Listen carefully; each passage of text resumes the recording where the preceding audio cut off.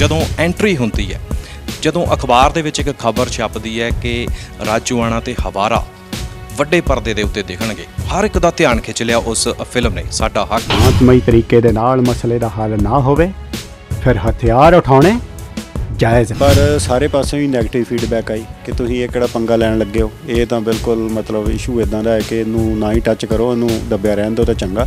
ਸੋ ਤੁਸੀਂ ਰਿਸਕ ਲਿਆ ਬਹੁਤ ਵੱਡਾ ਕਿ ਇਸ ਤਰ੍ਹਾਂ ਦਾ ਇੱਕ ਟੌਪਿਕ ਚੁਣਿਆ, ਤੁਹਾਨੂੰ ਇਹ ਨਹੀਂ ਮਹਿਸੂਸ ਹੋਇਆ ਕਿ ਅੱਗੇ ਸ਼ਾਇਦ ਜਾ ਕੇ ਫਿਰ ਕੰਮ ਘੱਟ ਮਿਲ ਸਕਦਾ ਜਾਂ ਇਸ ਤਰ੍ਹਾਂ ਦਾ ਸਾਰਾ ਕੁਝ ਹੋ ਸਕਦਾ? ਹਾਂ ਬਿਲਕੁਲ, ਮੈਨੂੰ ਉਦੋਂ ਗੁਰਦਾਸ ਮਾਨ ਸਾਹਿਬ ਹੁਣਾਂ ਨੇ ਵੀ ਕਿਹਾ, ਮੈਨੂੰ ਮੈਸੇਜ ਉਹਨਾਂ ਦਾ ਆਇਆ, ਕਹਿੰਦੇ ਕੁਲਜਿੰਦਰ ਤੂੰ ਪੱਗ ਬੰਨ੍ਹ ਤਾਂ ਲਈ, ਹੁਣ ਪੱਗ ਲਾਈ ਨਹੀਂ ਜਾਣੀ ਤੇਰੇ ਕੋਲੋਂ। ਜੇ ਇੱਦਾਂ ਹੀ ਚੱਲਦਾ ਰਿਹਾ ਨਾ ਤਾਂ ਸਿੱਖੀ ਸਿਧਾਂਤਾਂ ਨੂੰ ਬਹੁਤ ਵੱਡੀ ਢਾਹ ਲੱਗੂ। ਜੇ ਮੈਂ ਲੁੱਕ ਉਹ ਬਣਾ ਲਈ ਵੀ ਲੈਣਾ ਸਿੱਖੀ ਸਰੂਪ ਵਾਲੀ ਹੈ ਨਾ, ਅੰਦਰੋਂ ਹੀ ਮੈਂ ਜੇ ਸਿੱਖ ਨਹੀਂ ਹੈ ਨਾ, ਸੂਰਤ ਸਿੱਖੀ ਵਾਲੀ ਸੀਰਤ ਸਿੱਖੀ ਵਾਲੀ ਨਹੀਂ ਆ, ਤੇ ਅੰਦਰ ਮੇਰੇ ਸਾਰੇ ਉਹੀ ਵਕਾਰ ਉਹੀ ਸਾਰਾ ਕੁਛ ਹੈ, ਤੇ ਫਿਰ ਉਹ ਸੂਰਤ ਦਾ ਵੀ ਕੋਈ ਫਾਇਦਾ ਨਹੀਂ।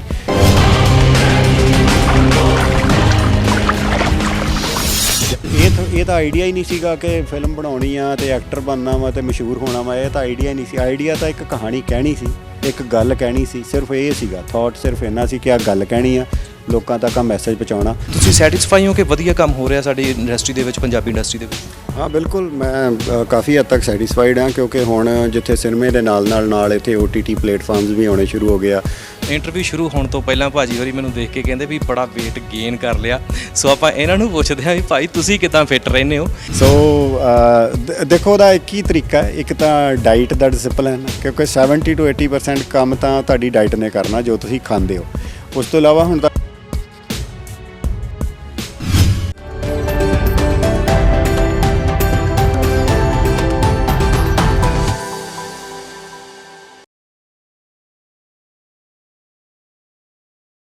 ਸਤਿ ਸ਼੍ਰੀ ਅਕਾਲ ਪਿਆਰੇ ਦਰਸ਼ਕੋ, ਤੁਸੀਂ ਦੇਖ ਰਹੇ ਹੋ ਪ੍ਰਾਈਡ ਪੰਜਾਬ ਟੀਵੀ।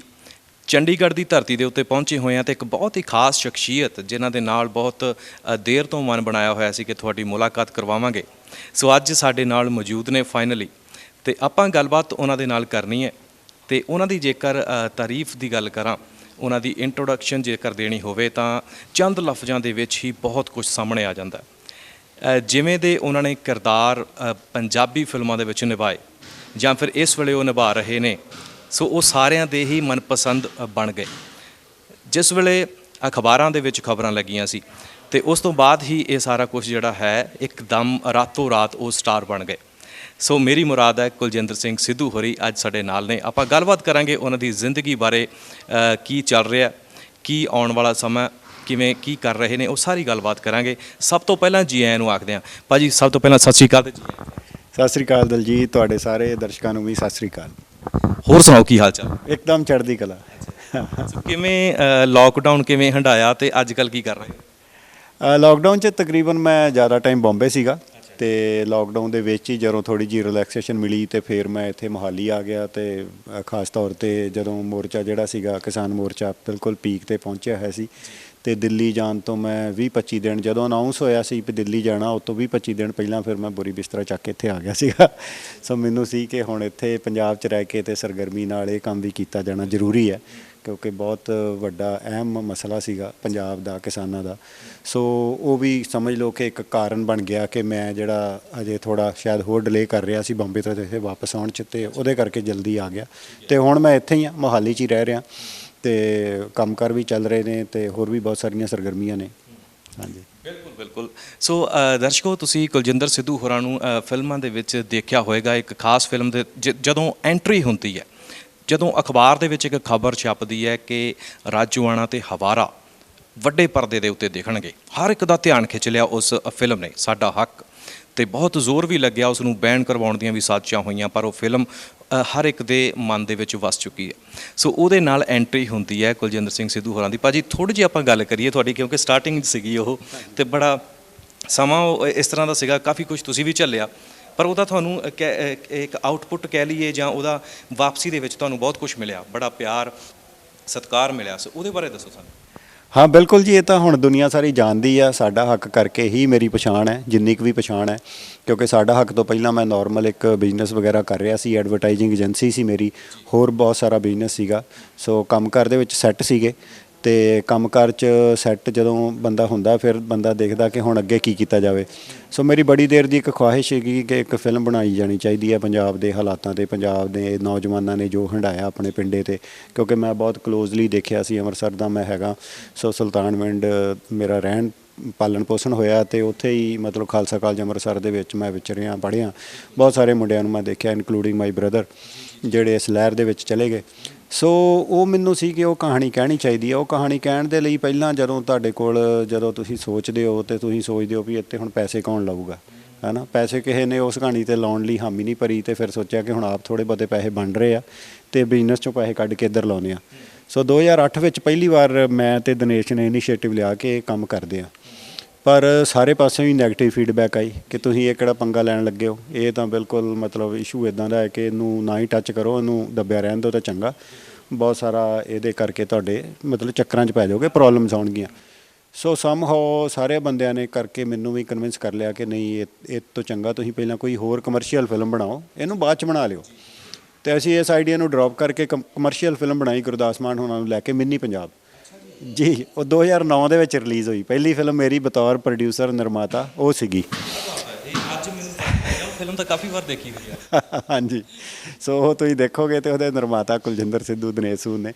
ਸੋ ਉਹ ਫਿਲਮ ਉਹ ਬਣੀ ਤੇ ਪਰ ਉਹ ਕਮਰਸ਼ੀਅਲੀ ਚੱਲੀ ਨਹੀਂ। ਸੋਚ ਕੇ ਬਣਾਇਆ ਕਿ ਕਮਰਸ਼ੀਅਲ ਫਿਲਮ ਹੈ, ਗੁਰਦਾਸ ਮਾਨ ਸਾਹਿਬ ਨੇ ਤੇ ਮਤਲਬ ਹੋਰ ਸਟਾਰ ਕਾਸਟ ਵੀ ਚੰਗੀ ਸੀਗੀ, ਕਹਾਣੀ ਵੀ ਚੰਗੀ ਸੀ, ਪਰ ਉਹ ਫਿਲਮ ਨੂੰ ਐਕਸੈਪਟ ਨਹੀਂ ਕੀਤਾ ਲੋਕਾਂ ਨੇ। ਸੋ ਉਹ ਜਦੋਂ ਤੁਹਾਡੀ ਫਿਲਮ ਮੁੜ ਜਾਂਦੀ ਆ, ਤੁਸੀਂ ਬਿਜ਼ਨਸ 'ਚੋਂ ਆਪਣੇ ਪੈਸੇ ਲਾਏ ਹੁੰਦੇ ਆ ਅਤੇ ਤੁਸੀਂ ਲਾਸ ਫਾਈਨੈਂਸ਼ੀਅਲੀ ਕਾਫੀ ਵੱਡਾ ਹੋਇਆ ਸਾਨੂੰ। ਅਤੇ ਉਹ ਲਾਸ ਹੋਣ ਤੋਂ ਬਾਅਦ ਮੇਰਾ ਸਾਥੀ ਦਿਨੇਸ਼ ਕਹਿੰਦਾ ਕਿ ਯਾਰ ਹੁਣ ਆਪਾਂ ਫਿਲਮ ਵਾਲਾ ਕੰਮ ਨਹੀਂ ਕਰਨਾ ਜ਼ਿੰਦਗੀ 'ਚ ਕਦੀ। ਮੈਂ ਸੋਚਿਆ, ਮੈਂ ਕਿਹਾ ਯਾਰ ਹਾਂ, ਮੈਂ ਕਿਹਾ ਯਾਰ ਜਿਹੜੀ ਤਾਂ ਕਹਾਣੀ ਕਹਿਣੀ ਸੀ, ਜਿਹੜੀ ਫਿਲਮ ਬਣਾਉਣੀ ਸੀ, ਉਹ ਤਾਂ ਫਿਰ ਵਿੱਚੇ ਰਹਿ ਜੂਗੀ ਸਮਹਾਓ, ਕਿਉਂਕਿ ਸਮਾਂ ਨਹੀਂ ਸੀ ਸਹੀ। ਅਤੇ ਚੁੱਪ ਕਰਕੇ ਮੈਂ ਦੜਵੱਟ ਛੱਡੀ 3-4 ਸਾਲ। ਅਤੇ 2012 ਦੇ ਵਿੱਚ ਫਿਰ ਥੋੜ੍ਹੇ ਜਿਹੇ ਮਤਲਬ ਪੈਰਾਂ ਸਿਰ ਹੋਏ, ਜਦੋਂ ਫਾਈਨੈਂਸ਼ੀਅਲੀ ਲੱਗਾ ਵੀ ਹਾਂ ਠੀਕ ਹੈ, ਫਿਰ ਮੈਂ ਦਿਨੇਸ਼ ਨਾਲ ਗੱਲ ਕੀਤੀ ਸਹਿਜੇ ਜੇ ਕਿ ਯਾਰ ਉਹ ਫਿਲਮ ਬਣਾਉਣੀ ਸੀ ਆਪਾਂ, ਹਾਂ ਉਹੀ ਕਹਾਣੀ ਜਿਹੜੀ ਮੈਂ ਤੈਨੂੰ ਦੱਸਦਾ ਜੀ। ਅਤੇ ਫਿਰ ਉਦੋਂ ਦਿਨੇਸ਼ ਨੇ ਵੀ ਹਾਮੀ ਭਰਤੀ ਕਿ ਚੱਲ ਠੀਕ ਹੈ, ਇਹ ਤੇਰੀ ਮਤਲਬ ਕੀੜਾ ਕੱਢ ਹੀ ਲੈ ਤੂੰ, ਇਹ ਤੂੰ ਟਲਣਾ ਤਾਂ ਹੈ ਨਹੀਂ। ਸੋ ਫਾਈਨਲੀ ਉਹ ਫਿਰ ਫਿਲਮ ਦੇ ਉੱਤੇ ਹੀ ਲੱਗ ਗਏ ਅਤੇ 2012 'ਚ ਫਿਲਮ ਬਣੀ ਅਤੇ 2013 'ਚ ਕਿੱਦਾਂ ਰਿਲੀਜ਼ ਹੋਈ ਤੁਸੀਂ ਸਾਰਿਆਂ ਨੇ ਦੇਖਿਆ, ਹੈ ਨਾ। ਉਹ ਬਹੁਤ ਸਾਰੀਆਂ ਮੁਸ਼ਕਿਲਾਂ 'ਚੋਂ ਨਿਕਲ ਕੇ ਫਿਲਮ ਆਈ। ਉਹ ਫਿਲਮ ਦੇ ਲਈ ਮੈਂ ਲੁੱਕ ਵੀ ਵਿਸ਼ੇਸ਼ ਤੌਰ 'ਤੇ ਸਿੱਖੀ ਸਰੂਪ 'ਚ ਆਇਆ, ਕਿਉਂਕਿ ਮੇਰੀ ਲੁੱਕ ਇਹੀ ਸੀਗੀ ਜਦੋਂ ਮਿੰਨੀ ਪੰਜਾਬੀ ਬਣਾਈ ਅਤੇ ਉਸ ਤੋਂ ਬਾਅਦ ਵੀ ਅਤੇ ਪਹਿਲਾਂ ਵੀ ਖਾਲਸਾ ਕਾਲਜ ਵੇਲੇ ਹੀ ਮੈਂ ਮਤਲਬ ਸਮਝ ਲਓ ਕਿ ਕੇਸ ਕਟਾਤੇ ਸੀਗੇ। ਅਤੇ ਉਹ ਫਿਲਮ ਦੇ ਲਈ ਸਪੈਸ਼ਲ ਪਹਿਲਾਂ ਦਾੜੀ ਦੂੜੀ ਨਕਲੀ ਲਾ ਕੇ ਦੇਖੀ ਅਸੀਂ, ਪ੍ਰੋਸਥੈਟਿਕ ਮੇਕਅਪ ਜਿਹੜਾ ਕੀਤਾ, ਸਲਮਾਨ ਨਾਂ ਦਾ ਬੰਬੇ ਦਾ ਮੇਕਅਪ ਹਾਇਰ ਕੀਤਾ, ਪਰ ਉਹ ਲੁੱਕ ਨਿਕਲੀ ਨਹੀਂ ਸੀ ਰਹੀ। ਜੋ ਭਾਈ ਸਾਹਿਬ ਦੀ ਲੁੱਕ ਸੀਗੀ, ਭਾਈ ਹਵਾਰਾ ਦੀ, ਉਹ ਉਹਦੇ ਨੇੜੇ ਤੇੜੇ ਵੀ ਨਹੀਂ ਸੀ ਪਹੁੰਚ ਰਹੇ। ਸੋ ਮੈਨੂੰ ਠੀਕ ਹੈ, ਮੈਂ ਕਿਹਾ ਚੱਲ ਓਰੀਜਨਲ ਰੱਖਦੇ ਹਾਂ, ਕਿਉਂਕਿ ਮੇਰੀ ਵੀ ਦਾੜੀ ਇੱਦਾਂ ਹੀ ਆਉਂਦੀ ਆ, ਪ੍ਰੋਪਰ ਨਹੀਂ ਆਉਂਦੀ, ਇੱਧਰੋਂ ਹੌਲੀ ਆ ਅਤੇ ਇੱਧਰੋਂ ਅਤੇ ਉਹੀ ਭਾਈ ਹਵਾਰਾ ਦਾ ਲੁੱਕ। ਹਾਂ, ਸੋ ਉਹਦੇ ਲਈ 6-7 ਮਹੀਨੇ ਜ਼ਰੂਰ ਲੱਗੇ ਉਹ ਪੂਰਾ ਗਰੋ ਕਰਕੇ, ਅਤੇ ਮੈਂ ਫਿਰ ਉਹ ਲੁੱਕ ਦੇ ਵਿੱਚ ਜਦੋਂ ਫਿਲਮ ਕੀਤੀ ਅਤੇ ਲੋਕਾਂ ਨੂੰ ਤਾਂ ਮਤਲਬ ਲੋਕਾਂ ਨੇ ਤਾਂ ਹੱਥਾਂ 'ਤੇ ਚੱਕ ਲਿਆ ਜਿਹਨੂੰ ਕਹਿੰਦੇ। ਸੋ ਬਹੁਤ ਲੋਕਾਂ ਨੇ ਉਹਨੂੰ ਐਪਰੀਸ਼ੀਏਟ ਕੀਤਾ, ਉਹ ਫਿਲਮ ਬਹੁਤ ਚੱਲੀ। ਉਹਦੇ ਕਰਕੇ ਫਿਰ ਮੈਂ ਮਤਲਬ ਆਇਆ ਤਾਂ ਸਿਰਫ ਇੱਕ ਫਿਲਮ ਕਰਕੇ ਸੀਗਾ, ਅਤੇ ਪਰ ਉਸ ਤੋਂ ਬਾਅਦ ਫਿਰ ਇਹੀ ਕਰੀਅਰ ਬਣ ਗਿਆ, ਇਹੀ ਲਾਈਨ ਬਣ ਗਈ। ਭਾਜੀ ਉਹ ਤੁਹਾਡੀ ਜਿਹੜੀ ਲੁੱਕ ਕਰਕੇ ਬੜੇ ਲੋਕ ਨਾਰਾਜ਼ ਵੀ ਤੁਹਾਡੇ ਨਾਲ ਹੋਏ ਆ ਵੀ ਭਾਈ ਕੁਲਜਿੰਦਰ ਸਿੱਧੂ ਹੋਰਾਂ ਨੇ ਜਿਹੜੀ ਆ ਕੇਸ ਕਟਾ ਦਿੱਤੇ ਬਾਅਦ ਦੇ ਵਿੱਚ, ਪਹਿਲੀ ਲੁੱਕ ਜਿਹੜੀ ਸੀਗੀ, ਕਿਉਂਕਿ ਬੜਾ ਕਈ ਵਾਰ ਹੁੰਦਾ ਜਦੋਂ ਐਸੇ ਕਰੈਕਟਰ ਸਾਡੇ ਦਿਲਾਂ ਨੂੰ ਲੱਗ ਜਾਂਦੇ ਹੁੰਦੇ ਆ। ਸੋ ਇੱਕ ਸਵਾਲ ਜਿਹੜਾ ਮੇਰੇ ਮਨ ਦੇ ਵਿੱਚ ਆ ਰਿਹਾ ਕਿ ਆਮ ਐਕਟਿੰਗ ਲਾਈਨ ਦੇ ਵਿੱਚ ਜਦੋਂ ਆਉਣਾ ਹੋਵੇ ਤਾਂ ਹਰ ਕੋਈ ਕਹਿੰਦਾ ਕਿ ਇਸ ਤਰ੍ਹਾਂ ਦਾ ਰੋਲ ਉਹਨੂੰ ਮਿਲੇ ਜਿਹਦੇ ਨਾਲ ਸ਼ੁਰੂਆਤ ਹੋਵੇ ਕਮਰਸ਼ੀਅਲੀ, ਅਤੇ ਜਿਸ ਨਾਲ ਬਾਅਦ ਵਿੱਚ ਉਹ ਇਸ ਤਰ੍ਹਾਂ ਦਾ ਇੱਕ ਕਿਰਦਾਰ ਜਿਹੜਾ ਪਹਿਲੀ 'ਚ ਹੋ ਗਿਆ, ਸੋ ਉਹੀ ਲੈ ਕੇ ਚੱਲਦੇ ਹੁੰਦੇ ਅੱਗੇ। ਸੋ ਤੁਸੀਂ ਰਿਸਕ ਲਿਆ ਬਹੁਤ ਵੱਡਾ ਕਿ ਇਸ ਤਰ੍ਹਾਂ ਦਾ ਇੱਕ ਟੌਪਿਕ ਚੁਣਿਆ, ਤੁਹਾਨੂੰ ਇਹ ਨਹੀਂ ਮਹਿਸੂਸ ਹੋਇਆ ਕਿ ਅੱਗੇ ਸ਼ਾਇਦ ਜਾ ਕੇ ਫਿਰ ਕੰਮ ਘੱਟ ਮਿਲ ਸਕਦਾ ਜਾਂ ਇਸ ਤਰ੍ਹਾਂ ਦਾ ਸਾਰਾ ਕੁਝ ਹੋ ਸਕਦਾ? ਹਾਂ ਬਿਲਕੁਲ, ਮੈਨੂੰ ਉਦੋਂ ਗੁਰਦਾਸ ਮਾਨ ਸਾਹਿਬ ਹੁਣਾਂ ਨੇ ਵੀ ਕਿਹਾ, ਮੈਨੂੰ ਮੈਸੇਜ ਉਹਨਾਂ ਦਾ ਆਇਆ, ਕਹਿੰਦੇ ਕੁਲਜਿੰਦਰ ਤੂੰ ਪੱਗ ਬੰਨ੍ਹ ਤਾਂ ਲਈ, ਹੁਣ ਪੱਗ ਲਾਈ ਨਹੀਂ ਜਾਣੀ ਤੇਰੇ ਕੋਲੋਂ, ਮਤਲਬ ਤੂੰ ਪੱਗ ਦੇ ਨਾਲ ਇੱਕ ਪਹਿਲੀ ਲਾਂਚ ਕਰ ਰਿਹਾ ਆਪਣੇ ਆਪ ਨੂੰ ਸਾਬਤ ਸੂਰਤ ਸਿੱਖ ਦੇ ਤੌਰ 'ਤੇ, ਅਤੇ ਫਿਰ ਇਹ ਨਾ ਸੋਚੀ ਵੀ ਤੂੰ ਬਾਅਦ 'ਚ ਕਮਰਸ਼ੀਅਲ ਹੀਰੋ ਬਣ ਜਾਏਗਾ ਜਾਂ ਜੇ ਉਹ ਫਲਾਂਟਿੰਗ। ਅਤੇ ਮੇਰੇ ਦਿਮਾਗ ਦੇ ਵਿੱਚ ਇੱਦਾਂ ਦਾ ਕੁਛ ਸੀਗਾ ਵੀ ਨਹੀਂ, ਇੱਕ ਫਿਲਮ ਤੋਂ ਅੱਗੇ ਕੁਛ ਸੋਚਿਆ ਹੀ ਨਹੀਂ ਸੀਗਾ, ਕਿਉਂਕਿ ਇਹ ਤਾਂ ਆਈਡੀਆ ਹੀ ਨਹੀਂ ਸੀਗਾ ਕਿ ਫਿਲਮ ਬਣਾਉਣੀ ਆ ਅਤੇ ਐਕਟਰ ਬਣਨਾ ਵਾ ਅਤੇ ਮਸ਼ਹੂਰ ਹੋਣਾ ਵਾ, ਇਹ ਤਾਂ ਆਈਡੀਆ ਹੀ ਨਹੀਂ ਸੀ। ਆਈਡੀਆ ਤਾਂ ਇੱਕ ਕਹਾਣੀ ਕਹਿਣੀ ਸੀ, ਇੱਕ ਗੱਲ ਕਹਿਣੀ ਸੀ, ਸਿਰਫ ਇਹ ਸੀਗਾ ਥਾਟ, ਸਿਰਫ ਇੰਨਾ ਸੀ ਕਿ ਆ ਗੱਲ ਕਹਿਣੀ ਆ, ਲੋਕਾਂ ਤੱਕ ਆ ਮੈਸੇਜ ਪਹੁੰਚਾਉਣਾ। ਸੋ ਇੱਥੋਂ ਤੱਕ ਸੋਚ ਸੀਗੀ, ਉਹ ਗੱਲ ਕਈ ਲੋਕਾਂ ਤੱਕ ਮੈਸੇਜ ਪਹੁੰਚਿਆ। ਉਹ ਨਾਲ ਜਿਹੜੀਆਂ ਮਸ਼ਹੂਰੀ ਹੋ ਗਈ ਆਪਣੀ, ਉਹ ਬਾਈ ਪ੍ਰੋਡਕਟ ਹੀ ਸੀਗਾ, ਜਾਂ ਪੈਸੇ ਆ ਗਏ ਉਹ ਬਾਈ ਪ੍ਰੋਡਕਟ ਹੀ ਸੀਗਾ। ਸੋ ਉਸ ਤੋਂ ਬਾਅਦ ਫਿਰ ਲੱਗਾ, ਸਾਰਿਆਂ ਸੱਜਣਾਂ ਨੇ ਕਿਹਾ ਕਿ ਨਹੀਂ ਹੁਣ ਤੂੰ ਦੂਸਰੀ ਫਿਲਮ ਦੇ ਵੀ ਆਫਰਾਂ ਆਉਣੀਆਂ ਸ਼ੁਰੂ ਹੋ ਗਈਆਂ, ਕਮਰਸ਼ੀਅਲ ਫਿਲਮ ਦੀ ਵੀ ਇੱਧਰ ਉੱਧਰੋਂ ਵੀ। ਤਾਂ ਇੱਕ ਫਿਰ ਥਾਟ ਅਮਰਦੀਪ ਗਿੱਲ ਹੁਣੀ ਦੂਸਰੀ ਲੈ ਕੇ ਆਏ ਯੋਧਾ ਦੀ, ਕਿ ਕੁਲਜਿੰਦਰ ਇੱਦਾਂ ਦਾ ਆਪਾਂ ਸਬਜੈਕਟ ਬਣਾਉਂਦੇ ਹਾਂ ਵੀ ਜਿਹਦੇ ਵਿੱਚ ਤੇਰੀ ਓਰੀਜਨਲ ਲੁੱਕ ਵੀ ਆ ਜਾਊਗੀ ਅਤੇ ਦੂਜੀ ਵੀ ਆ ਜਾਊਗੀ, ਅਤੇ ਮਤਲਬ ਇੱਕ ਤਰੀਕੇ ਦੇ ਨਾਲ ਆਪਾਂ ਕਹਾਣੀ ਵੀ ਕਹਿ ਦਾਂਗੇ ਅਤੇ ਕਿਰਦਾਰ ਵੀ ਜਸਟੀਫਾਈ ਹੋ ਜੂ, ਅਤੇ ਲੋਕੀ ਤੈਨੂੰ ਦੋਨਾਂ ਰੂਪ 'ਚ ਦੇਖ ਲੈਣਗੇ। ਪਰ ਉਹ ਵੀ ਫਾਰਮੂਲਾ ਬਾਹਲਾ ਸਕਸੈਸਫੁਲ ਨਹੀਂ ਹੋਇਆ। ਹਾਂ, ਉਹ ਫਿਲਮ ਤਾਂ ਠੀਕ ਰਹੀ, ਵਧੀਆ ਰਹੀ, ਪਰ ਫਿਰ ਵੀ ਕਿਤੇ ਨਾ ਕਿਤੇ ਜਿਹੜੀ ਤੁਸੀਂ ਗੱਲ ਕੀਤੀ ਨਾ, ਲੋਕੀ ਚਾਹੁੰਦੇ ਸੀ ਕਿ ਨਹੀਂ ਇਹ ਕੁਲਜਿੰਦਰ ਸਿੱਧੂ ਹੁਣ ਇੱਕੋ ਤਰ੍ਹਾਂ ਦਾ ਹੀ ਕਿਰਦਾਰ ਕਰੇ। ਸੋ ਮੈਨੂੰ ਲੱਗਾ ਮੈਂ ਮਤਲਬ ਜੇ ਸਿਰਫ ਮਤਲਬ ਲੋਕਾਂ ਦੇ ਕਹਿਣ ਕਰਕੇ ਜਾਂ ਲੋਕਾਂ ਦੀ ਡਿਮਾਂਡ ਕਰਕੇ ਜੇ ਮੈਂ ਇਹੀ ਲੁੱਕ ਦੇ ਵਿੱਚ ਜਾਂ ਇਦਾਂ ਦਾ ਹੀ ਕਿਰਦਾਰ ਕਰੀ ਗਿਆ, ਅਤੇ ਮਤਲਬ ਮੈਨੂੰ ਆਪਣੇ ਆਪ ਨੂੰ ਉਹ ਜਸਟੀਫਾਈ ਲੱਗੀ ਨਹੀਂ ਗੱਲ, ਕਿ ਜੋ ਮਨ ਕਰਦਾ ਉਹ ਕਰਦੇ ਆ। ਮਤਲਬ ਲੋਕਾਂ ਪਿੱਛੇ ਲੱਗ ਕੇ ਨਹੀਂ, ਤੁਹਾਡਾ ਜੀਵਨ ਤੁਸੀਂ ਆਪਣਾ ਆਪ ਡਿਸਾਈਡ ਕਰੋ ਵੀ ਤੁਸੀਂ ਕੀ ਕਰਨਾ ਚਾਹੁੰਦੇ ਹੋ ਲਾਈਫ 'ਚ, ਕਰਨਾ ਕੀ ਆ। ਸੋ ਮੇਰੇ ਅੰਦਰੋਂ ਜਿਹੜੀ ਆਵਾਜ਼ ਆਈ, ਕਹਿ ਲਓ ਕਿ ਮੈਨੂੰ ਲੱਗਾ ਵੀ ਨਹੀਂ ਯਾਰ, ਜੋ ਮੇਰੀ ਹੈਗਾ ਜਿਹੋ ਜਿਹਾ ਮੈਂ ਓਰੀਜਨਲੀ ਹੈ ਨਾ, ਜੇ ਮੈਂ ਲੁੱਕ ਉਹ ਬਣਾ ਲਈ ਵੀ ਲੈਣਾ ਸਿੱਖੀ ਸਰੂਪ ਵਾਲੀ ਹੈ ਨਾ, ਅੰਦਰੋਂ ਹੀ ਮੈਂ ਜੇ ਸਿੱਖ ਨਹੀਂ ਹੈ ਨਾ, ਸੂਰਤ ਸਿੱਖੀ ਵਾਲੀ ਸੀਰਤ ਸਿੱਖੀ ਵਾਲੀ ਨਹੀਂ ਆ, ਅਤੇ ਅੰਦਰ ਮੇਰੇ ਸਾਰੇ ਉਹੀ ਵਕਾਰ ਉਹੀ ਸਾਰਾ ਕੁਛ ਹੈ, ਅਤੇ ਫਿਰ ਉਹ ਸੂਰਤ ਦਾ ਵੀ ਕੋਈ ਫਾਇਦਾ ਨਹੀਂ। ਅਤੇ ਉਹ ਤਾਂ ਆਪਾਂ ਆਸਾ ਦੀ ਵਾਰ ਪੜ੍ਹਦੇ ਹਾਂ ਕਿ ਰੋਟੀਆਂ ਕਾਰਨ ਪੂਰੇ ਤਾਲ, ਅਤੇ ਫਿਰ ਉਹੀ ਮੇਰਾ ਵੀ ਹਾਲ ਉਹੀ ਹੋ ਜਾਣਾ ਵੀ ਰੋਟੀਆਂ ਕਾਰਨ ਜਿੱਦਾਂ ਬਾਕੀ ਹੋਰ ਪੰਡਤ ਪੁੰਡਤ ਕਈ ਕੁਝ ਕਰਦੇ ਰਹਿੰਦੇ ਆ ਕਰਮਕਾਂਡ ਜੇ, ਅਤੇ ਮੈਂ ਵੀ ਉਹੋ ਜਿਹਾ ਇੱਕ ਨਕਲੀ ਢੋਂਗੀ ਜਿਹਾ ਸਰਦਾਰ ਜ਼ਰੂਰ ਬਣ ਜਾਊਂਗਾ, ਬਟ ਅਸਲੀਅਤ ਨਹੀਂ। ਮੈਂ ਕਿਹਾ ਜਦੋਂ ਪਣਪੂਗੀ ਸਿੱਖੀ ਅੰਦਰੋਂ ਉਦੋਂ ਕਰਾਂਗੇ। ਸੋ ਮੈਂ ਇਸੇ ਰੂਪ 'ਚ ਹੀ ਵਿਚਰਦਾ ਰਿਹਾ, ਇਸੇ ਰੂਪ 'ਚ ਹੀ ਮੈਂ ਸ਼ਰੀਕ ਫਿਲਮ ਕੀਤੀ, ਹੋਰ ਫਿਲਮਾਂ ਕੀਤੀਆਂ, ਪੰਜਾਬ ਸਿੰਘ ਅਸੀਸ ਇਹ ਉਹ ਕੁੱਲ ਮਿਲਾ ਕੇ ਮੈਂ ਬਤੌਰ ਐਕਟਰ ਮੈਂ ਆਪਣੇ ਆਪ ਨੂੰ ਸਕਸੈਸਫੁਲ ਗਿਣਦਾ ਕਿ ਮੈਨੂੰ ਕੰਮ ਮਿਲੀ ਜਾ ਰਿਹਾ। ਹੁਣ ਵੀ ਮੇਰੀਆਂ 6-7 ਫਿਲਮਾਂ ਤਿਆਰ ਪਈਆਂ ਨੇ। ਸੋ ਹਾਂ, ਬੜੀ ਕਿਰਪਾ ਵਾਹਿਗੁਰੂ ਦੀ, ਉਹ ਕੰਮ ਚੱਲੀ ਜਾ ਰਿਹਾ ਜਿੰਨਾ ਕੁ ਮੈਨੂੰ ਚਾਹੀਦਾ, ਜਿੰਨਾ ਕੁ ਮੈਂ ਕਰਨਾ ਚਾਹੁੰਦਾ। ਵਾਹਿਗੁਰੂ ਦੀ ਮਿਹਰ ਨਾਲ ਬਿਜ਼ਨਸ ਵੀ ਚੱਲੀ ਜਾ ਰਿਹਾ, ਸਾਰੇ ਪਾਸਿਓਂ ਮਤਲਬ ਸੌਖੇ ਬੈਠੇ ਆ। ਸੋ ਮਤਲਬ ਬੰਦੇ ਦੀ ਜਿਹੜੀ ਤ੍ਰਿਸ਼ਨਾ ਹੁੰਦੀ ਉਹ ਤਾਂ ਕਦੀ ਰੱਜ ਆਉਂਦਾ ਹੀ ਨਹੀਂ ਆ, ਹੈ ਨਾ। ਉਹ ਕਿਤੇ ਨਾ ਕਿਤੇ ਤੇ ਤੁਹਾਨੂੰ ਮਤਲਬ ਸੰਤੁਸ਼ਟੀ ਆਪਣੇ ਆਪ 'ਚ ਆਪ ਹੀ ਕਰਨੀ ਪੈਂਦੀ ਹੈ। ਸੋ ਉਹ ਮੈਨੂੰ ਲੱਗਦਾ ਕਿ ਵਧੀਆ ਸਾਰਾ ਕੁਛ ਸਹੀ ਚੱਲ ਰਿਹਾ।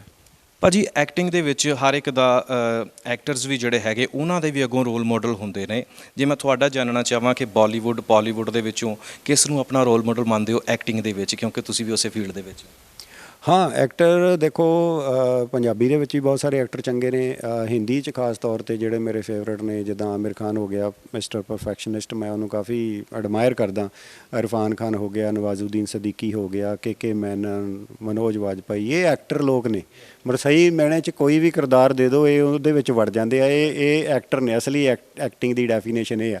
ਜਾਂ ਉੱਧਰ ਹਾਲੀਵੁੱਡ ਚੱਲ ਜਾਓ ਅਤੇ ਉੱਧਰ ਡੈਨੀਅਲ ਡੇ ਲਿਊਇਸ ਵਰਗੇ ਬੰਦੇ ਨੇ ਜਿਨ੍ਹਾਂ 4-4 ਵਾਰੀ ਆਸਕਰ ਜਿੱਤੇ ਨੇ, ਹੈ ਨਾ। ਉਹ ਐਕਟਰ ਨੇ ਵੀ ਕੋਈ ਕਿਰਦਾਰ ਹੈ, ਪਤਾ ਹੀ ਨਹੀਂ ਲੱਗਦਾ ਕਿਹੜੇ ਕਿਰਦਾਰ 'ਚੋਂ ਨਿਕਲ ਕੇ ਕਿਹੜੇ 'ਚ ਕਿੱਦਾਂ ਵੜ ਜਾਂਦੇ ਅਤੇ ਕਿੰਨੀ ਕਨਵਿਕਸ਼ਨ ਨਾਲ ਨਿਭਾਉਂਦੇ। ਸੋ ਮੈਂ ਉਹੋ ਜਿਹੇ ਐਕਟਰਾਂ ਨੂੰ ਐਡਮਾਇਰ ਕਰਦਾ।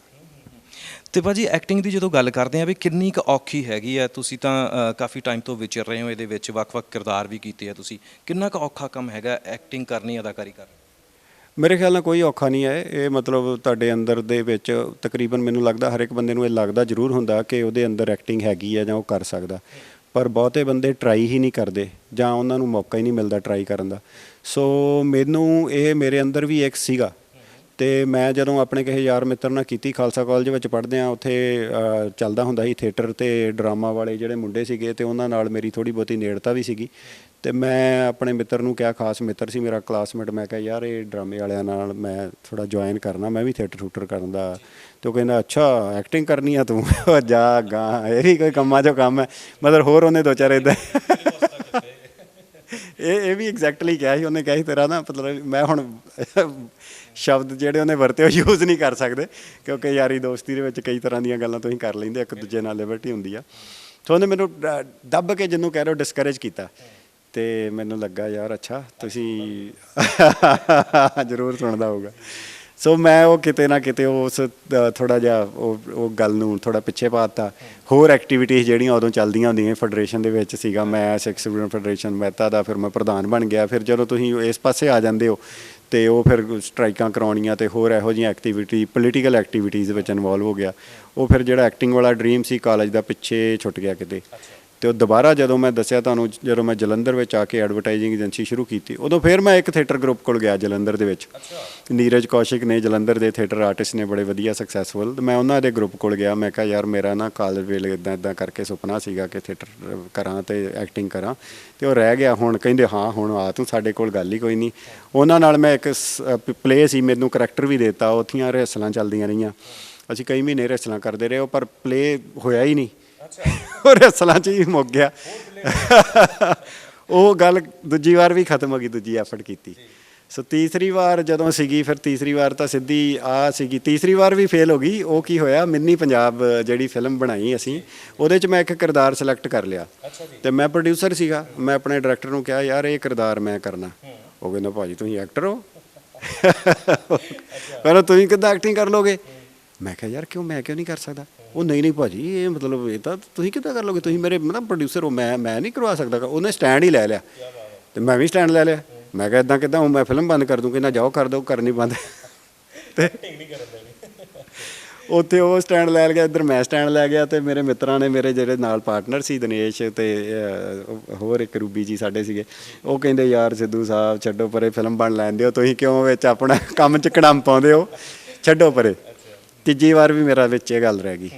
ਸੋ ਚੌਥੀ ਵਾਰ ਫਿਰ ਮੈਂ ਪੂਰੀ ਖੁੰਦਕ ਤੇ ਕਨਵਿਕਸ਼ਨ ਦੇ ਨਾਲ ਸਾਡਾ ਹੱਕ ਫਿਲਮ ਆਪ ਹੀ ਲਿਖੀ, ਆਪੇ ਹੀ ਸੋਚਿਆ ਮੈਂ ਇਹ ਕਿਰਦਾਰ ਕਰੂੰਗਾ, ਹੁਣ ਕੋਈ ਨਾ ਰੋਕਿਓ ਮੈਨੂੰ। ਤੇ ਫਿਰ ਜਾ ਕੇ ਕਿਤੇ ਐਕਟਿੰਗ ਵਾਲਾ ਜਿਹੜਾ ਸੀ ਉਹ ਪੂਰਾ ਹੋਇਆ। ਪਰ ਉਹ ਗੱਲ ਤੁਸੀਂ ਪੁੱਛੀ ਸੀ ਕਿ ਐਕਟਿੰਗ ਕੀ ਹਰ ਕੋਈ ਕਰ ਸਕਦਾ, ਉਹ ਇੰਨੀ ਕਨਵਿਕਸ਼ਨ ਹੋਣੀ ਚਾਹੀਦੀ ਤੁਹਾਨੂੰ। ਮੈਂ ਇੱਕ ਮੌਕਾ ਗਿਆ, ਕੋਈ ਗੱਲ ਨਹੀਂ ਛੱਡਤਾ, ਦੂਜਾ ਗਿਆ ਤੂੰ ਛੱਡਤਾ, ਤੀਜਾ ਗਿਆ ਛੱਡਤਾ, ਚੌਥਾ ਫਿਰ ਆਪੇ ਪੈਸੇ ਲਾਏ, ਆਪੇ ਕਹਾਣੀ ਲਿਖੀ, ਆਪੇ ਆਪਣੇ ਆਪ ਨੂੰ ਇੱਕ ਤਰੀਕੇ ਦੇ ਨਾਲ ਬਤੌਰ ਕਲਾਕਾਰ ਲਾਂਚ ਕੀਤਾ। ਤੇ ਉਹ ਇਸ ਲੈਵਲ ਦੀ ਤੁਹਾਡੇ ਅੰਦਰ ਜੇ ਕਨਵਿਕਸ਼ਨ ਹੈ, ਮਤਲਬ ਜਦੋਂ ਉਹ ਨਸੀਰ ਸਾਹਿਬ ਕਹਿੰਦੇ, ਨਸੀਰੂਦੀਨ ਸਾਹਿਬ, ਕਿ ਜੇ ਤੁਹਾਨੂੰ ਇਹ ਲੱਗਦਾ ਕਿ ਮਤਲਬ ਤੁਸੀਂ ਜਿੱਦਾਂ ਪਾਣੀ ਦੇ ਵਿੱਚ ਬੰਦੇ ਨੂੰ ਡੋਬਿਆ ਹੋਵੇ ਤੇ ਹਵਾ ਲਈ ਤਰਸਦਾ ਨਾ, ਉਹ ਵੀ ਮੈਨੂੰ ਕਿਸੇ ਤਰੀਕੇ ਕੱਢੋ ਬਾਹਰ, ਮੈਂ ਸਾਹ ਲਵਾਂ, ਉਹੋ ਜੀ ਤੁਹਾਡੇ ਅੰਦਰ ਜੇ ਭੁੱਖ ਹੈ ਕਲਾਕਾਰੀ ਦੀ, ਐਕਟਿੰਗ ਦੀ, ਫਿਰ ਤੁਸੀਂ ਇਸ ਲਾਈਨ 'ਚ ਆਓ। ਕਿਉਂਕਿ ਸਟਰਗਲ ਬੜੀ ਹੈ ਇਹਦੇ 'ਚ, ਸਟਰਗਲ ਬਹੁਤ ਜ਼ਬਰਦਸਤ ਹੈ। ਜਾਂ ਤਾਂ ਤੁਸੀਂ ਮੇਰੇ ਵਾਂਗ ਪੈਸੇ ਪੂਰੇ ਇਕੱਠੇ ਕਰੋ ਤੇ ਲਾਓ, ਹੈ ਨਾ, ਤੇ ਜਾਂ ਫਿਰ ਤੁਸੀਂ ਫਿਰ ਸਟਰਗਲ ਕਰੋ, ਮਤਲਬ ਲਾਈਨਾਂ 'ਚ ਲੱਗੋ, ਆਡੀਸ਼ਨਸ ਦਿਓ, ਧੱਕੇ ਖਾਓ, ਬੇਇੱਜ਼ਤੀਆਂ ਝੱਲੋ, ਬਹੁਤ ਕੁਝ ਹੁੰਦਾ ਇਸ ਲਾਈਨ ਦੇ ਵਿੱਚ। ਤੇ ਇਨਕਮ ਹੁੰਦੀ ਨਹੀਂ ਇਨੀਸ਼ੀਅਲੀ, ਘਰਦਿਆਂ ਦਾ ਵੀ ਪ੍ਰੈਸ਼ਰ ਹੁੰਦਾ। ਸੋ ਇਹ ਟਫ ਲਾਈਨ ਹੈ, ਬਟ ਇੰਪੋਸੀਬਲ ਨਹੀਂ ਹੈ, ਕੁਛ ਵੀ ਬੰਦਾ ਕਰ ਸਕਦਾ ਜੇ ਕਨਵਿਕਸ਼ਨ ਹੈ ਤੇ ਧਾਰੀ ਮਨ 'ਚ। ਬਿਲਕੁਲ ਜੀ, ਹਾਰਡ ਵਰਕ ਦੇ ਨਾਲ ਤੁਸੀਂ ਹਰ ਇੱਕ ਚੀਜ਼ ਜਿਹੜੀ ਹੈ ਉਹ ਪਾ ਸਕਦੇ ਹੋ। ਉਦਾਹਰਨ ਬੈਠੇ ਨੇ ਕੁਲਜਿੰਦਰ ਭਾਜੀ ਸਾਡੇ ਨਾਲ, ਕਿ ਹਾਰਡ ਵਰਕ ਕੀਤਾ, ਸਟਰਗਲ ਕੀਤੀ ਹੈ, ਜਿਹਦੇ ਨਾਲ ਅੱਜ ਇਸ ਮੁਕਾਮ ਤੇ ਉਹ ਹੈਗੇ ਨੇ। ਸੋ ਭਾਜੀ ਅੱਜ ਪੰਜਾਬ ਦੇ ਵਿੱਚ ਜਿਵੇਂ ਆਪਾਂ ਬਾਲੀਵੁੱਡ ਕਹਿ ਦਿੰਦੇ ਆ ਕਿ ਬਹੁਤ ਸਾਰੀਆਂ ਫਿਲਮਾਂ ਬਣ ਰਹੀਆਂ ਨੇ, ਬਹੁਤ ਸਾਰਾ ਆਪਾਂ ਕਹਿ ਲਈਏ ਕਿ ਬਾਲੀਵੁੱਡ ਨੂੰ ਮਾਤ ਦੇਣ ਦੀਆਂ ਤਿਆਰੀਆਂ ਵੀ ਹੋ ਰਹੀਆਂ।